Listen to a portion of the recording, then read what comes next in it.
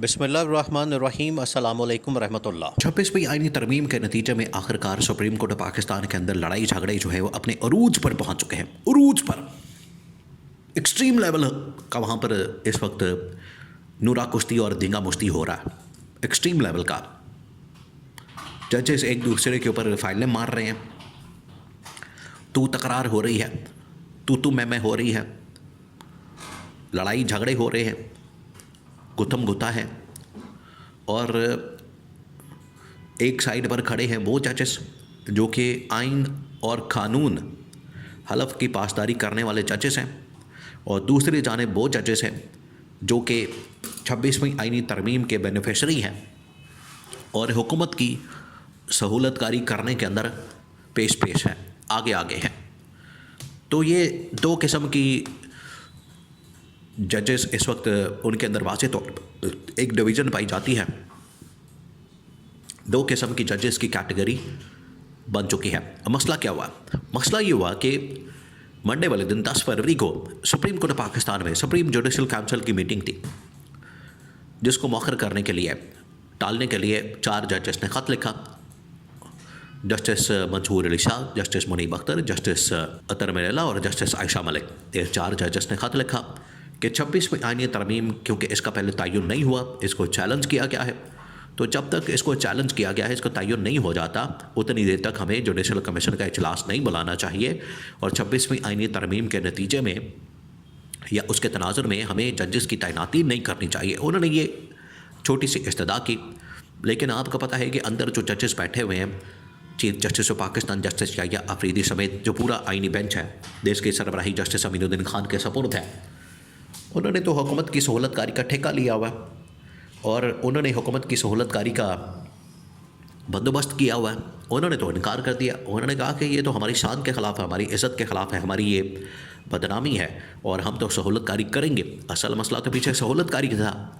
तो आखिरकार ये इस लेटर को, इस ख़त को रिजेक्ट कर दिया गया और 10 फरवरी को ये मीटिंग हो गई और वहाँ पर 6 सुप्रीम कोर्ट पाकिस्तान के अंदर 6 जजेस को तैनात कर दिया गया और उनकी मंजूरी दे दी गई। 8 होने हैं, 2 मज़ीद आने हैं, लेकिन 6 जजेस को तो कम से कम तैनात कर दिया गया, उनकी मंजूरी दे दी गई। अब यहाँ पर मसला पैदा होता है। उस दिन होता ये है 10 फरवरी को, इनमें से 2 जजेस जो हैं टॉप के, जो लेटर लिखते हैं, जिसमें जस्टिस मंसूर अली शाह और जस्टिस मुनीब अख्तर, 2 जजेस जो है वो जुडिशल कमीशन मेंबरान हैं, जुडिशल कमीशन के मेंबरान हैं, उसका हिस्सा है। एक तो उन्होंने बायकॉट किया।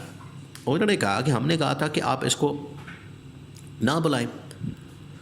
एक तो उन्होंने बायकॉट किया। दूसरा, जो पीटीआई के जुडिशल कमीशन के मेंबरान हैं ऑपोजिशन से, बैरिस्टर अली ज़फ़र और बैरिस्टर गौहर ख़ान, इन्होंने भी बायकॉट किया। और रिपोर्ट्स ये सामने आई कि इनके बायकॉट के बावजूद जजेस ने, वहाँ पर जुडिशल कमीशन ने 6 जजेस की तैनाती की मंजूरी दी। दूसरा ये कि जब वहाँ पर मामला चैम्बर के अंदर गया, सुप्रीम कोर्ट के अंदर गया, वहाँ पर फिर लड़ाई हुई और चीफ जस्टिस याहिया अफरीदी इस हवाले से वो ये कोई वजाहत नहीं दे सके इस मामले के ऊपर कि उन्होंने क्यों जुडिशल कमीशन की मीटिंग बुला ली। अच्छा, वो बार बार एक ही बात करते हैं। अब आप इससे अंदाज़ा कर सकते हैं कि मुल्क के अंदर इस वक्त निज़ाम कौन सा चल रहा है, जिसके ऊपर इमरान खान तनकीद करता है कि अदलिया को भी कंट्रोल कर लिया गया, मीडिया को भी कंट्रोल कर लिया गया और दोनों इदारों की आज़ादी को बर्बाद कर दिया गया है। चीफ जस्टिस याहिया अफरीदी ने चंद दिन पहले ये कह दिया था कि जो कुछ हो रहा है वो आइन के मुताबिक हो रहा है, 26वीं आइनी तरमीम अब आइन का हिस्सा है, लिहाजा हमने सहूलतकारी दबा के करनी है, ये इसके अंदर मैसेज था। तो वो 2 जजेस ने इनकार कर दिया मानने से। उन्होंने वहाँ पर फाइलें चल गई, फाइलें मारी, टेबल उल्टा दिए, अफरा तफरी मच गई, हंगामा खड़ा हो गया।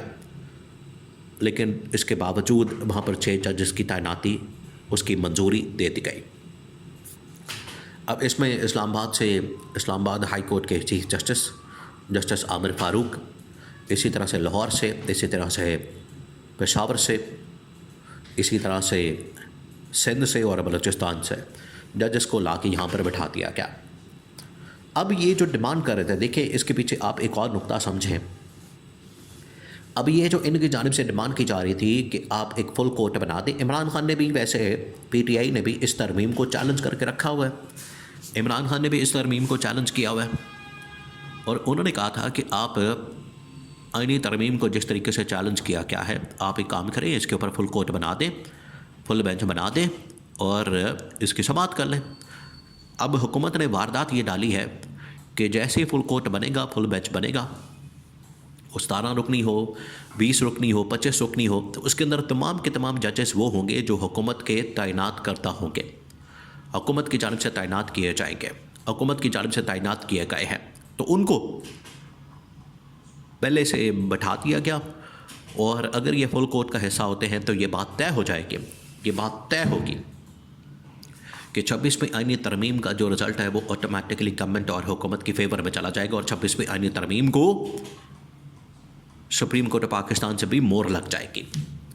ये पीछे असल वारदात है, इसी के ऊपर सारा शोर मचा हुआ है, इसी के ऊपर सारा बखेड़ा पैदा हो गया, इसी के ऊपर मसला बन गया कि इन्होंने अदलिया की आज़ादी को तबाह बर्बाद कर दिया। वकला भी सड़कों पर निकले और वकला की जानिब से अब बाकायदा अदलिया की आज़ादी की तहरीक का ऐलान कर दिया गया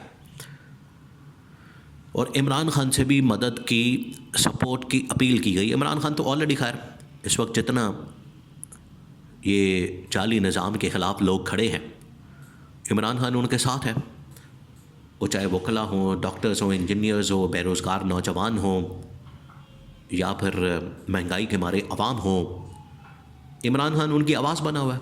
इमरान खान तो हुक्म उनके हक़ में बात करता है। इमरान खान तो कह रहा है बिल्कुल आप निकले बाहर, अपनी आवाज़ बुलंद करें, आवाज़ उठाएं, जद्दोजहद करें, स्ट्रगल करें, वरना ये आपको खा जाएंगे और ये तबाही और बर्बादी आपके घरों तक चली जाएगी। और बिल्कुल ऐसा हो रहा है। जो तबाही और बर्बादी इन्होंने महंगाई की शक्ल में, बेरोज़गारी की शक्ल में की है, वो लोगों के घरों में घुस गई। लोग बेचारे यहाँ पर ख़ुदकुशियाँ करने पर मजबूर हैं, बच्चे बेचने पर मजबूर हैं, मारने पर मजबूर हैं। क्यों? और वो 50-50 लाख दे के समंदर बुर्द या दरिया बुर्द होने पर मजबूर है कि मर जाएं, बेहतर है। वैसे भी यहाँ पर मर जाएंगे, लेकिन अगर तर गए तो यूरोप के अंदर जाके अपनी ज़िंदगी बना लेंगे।